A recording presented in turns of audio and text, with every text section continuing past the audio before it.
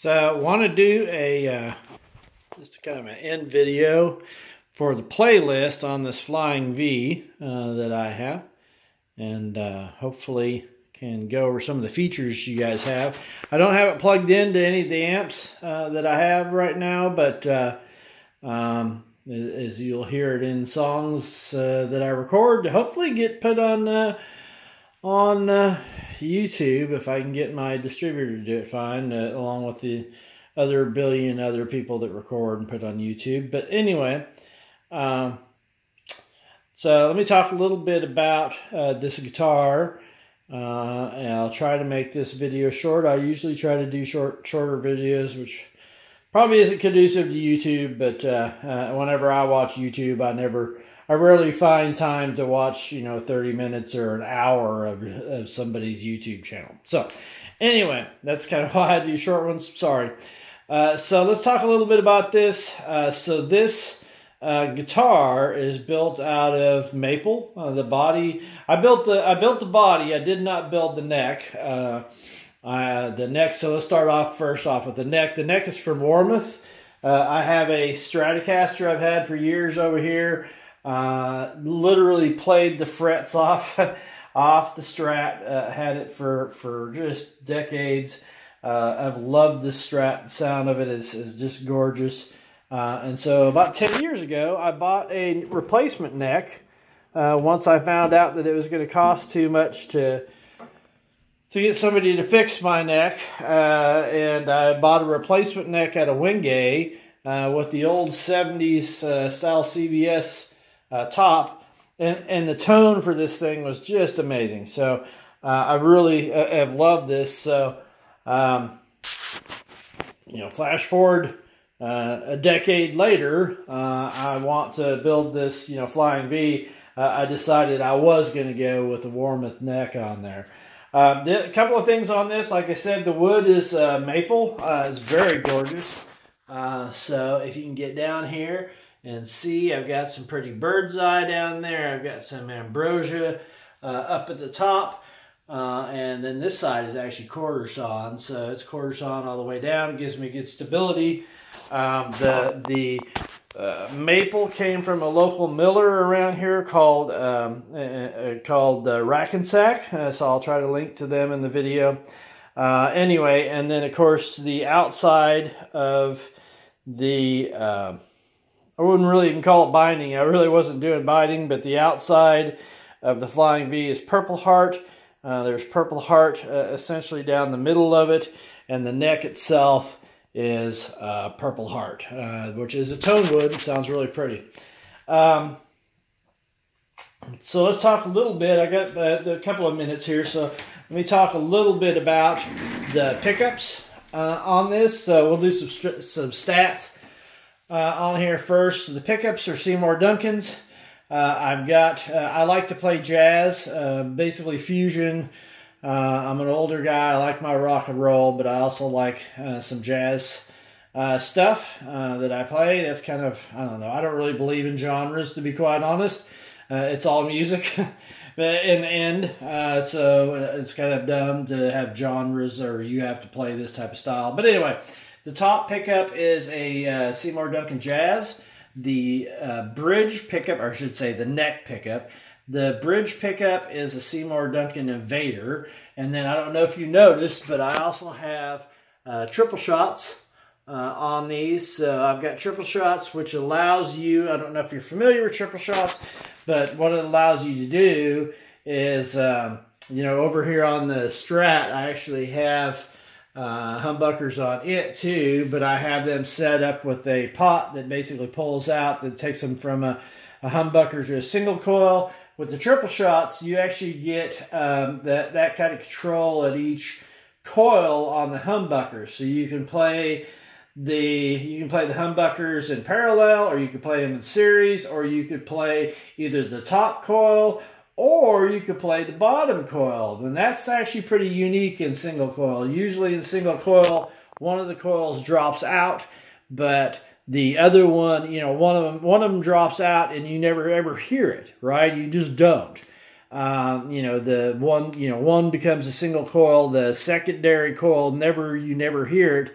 if you're playing a humbucker in single coil mode. With the triple shots, I literally can play each individual coil separately. That's also why I made the controls the way they are, which is essentially each pickup has its own volume and tone. Because I do like a lot of voices, so I want to have some different voices in my music. 10 years ago, when I used to record just a ton, I had the one Strat, and I liked the one Strat. But when I was basically composing music, doing overdubs, you know, bringing in different instruments and stuff like that, it was always the same tone, and a guitar player would know what I'm talking about, regardless of whether I made it chirpy or bassy, or I put pedals on it, or I didn't put pedals on it, or I changed the cue with the wah-wah, or whatever. It was always this guitar, and you could kind of tell that in the music. So I wanted some different voices. So I've got some cheapy little Rogue guitars that I've fancied up a little bit. I'm all about the cheap. And then I built this thing. And so that's really the point of the pickups, is the versatility of being able to do them. This guitar is a baritone. So first of all, I don't know if I mentioned that, but it certainly has been in the video thing. So it is a baritone. So it's the 28 and 5/8 inch scale from the nut to the bridge. I'm actually going to brag on myself. I hit that dead nuts. I did not have to change the intonation on this thing one iota. So very stoked on that. That was just luck, I think. Anyway, you can tell, I was just looking in this video, you can tell that is shifted down just a tad bit over like that direction. So again, this thing isn't perfect. It might just be the way it's sitting on there. I don't know. I can't really tell. But it sounds absolutely gorgeous. That Purple Heart tone is just amazing. It's just really, really, really pretty. do have it playing really short in a couple of videos. So I will try to do that. But so anyway, so really that's it. I've got this 2 Seymour Duncans on there. Three-way toggle switch. They've got the volumes and tones per one. So, literally I could have, the Jazz be a humbucker, and I could have the Invader down there on a single coil, right? And, fiddle with the tones on there and get them to be in a pretty good harmony. So, yeah, looking forward to this, playing this, actually getting some recordings out there. Trying to do what I need to do with it. But yeah, pretty stoked. It's a very nice guitar. My only real complaint on it at the moment, one is I don't have the time to play it. The other thing is the fact that it is very heavy. I was hoping that by the time I routed out the pickups, and it's got a rear route on the control, which you can see in the videos, that I would lose some weight on there. But I didn't hollow body any of it or any of that kind of stuff. These are literal slabs, and it is pretty heavy. So Purple Heart's a dense wood. Maple is a very dense wood.